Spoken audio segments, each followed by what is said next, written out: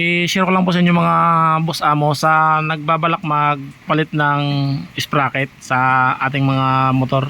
Lalo na yung uso ngayon na sprocket, yung sabi nila ay mamaw.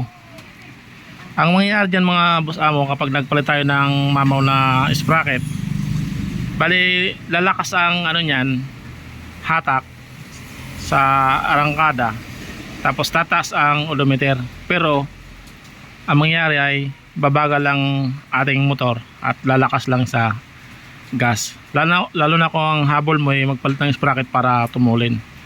Kasi kapag malaki mga boss amo ang sprocket, malakas ang hatak niyan at mabagal. Kaya ito, payo ko lang, tingnan muna natin kung ilan ang ratio ng ipapalit natin na sprocket. Kasi kapag mataas ang ratio, mabagal ang ano niyan, takbo. Kapag bababa lang naman mabilis. Ito ang ano natin na sprocket na binili, mamaw na sprocket. Ayan. Nangyari dyan, lumakas sa gas at mabibrate. Isa pa, bumagal lang ating motor, lumakas lang yung kanyang odometer. Bali, nakakuha mo agad yung ano niya, top speed niya. Kaya ngayon dito sa atin motor, ang stock niyan 1545, pinalitan natin ngayon ng sprocket na 1646. Kasi ang dating stock niyan ito, nahirapan makasabay ang ating motor sa ibang 150cc. Kaya nag-upgrade tayo, yung mamaw na sprocket daw kasi malakas.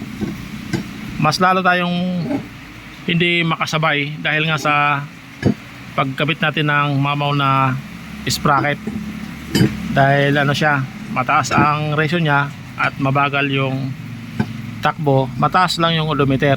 Pero pag mayroon kang kasabay na motor, ayun, iwan talaga. Ngayon ang seat natin dyan ay 1646.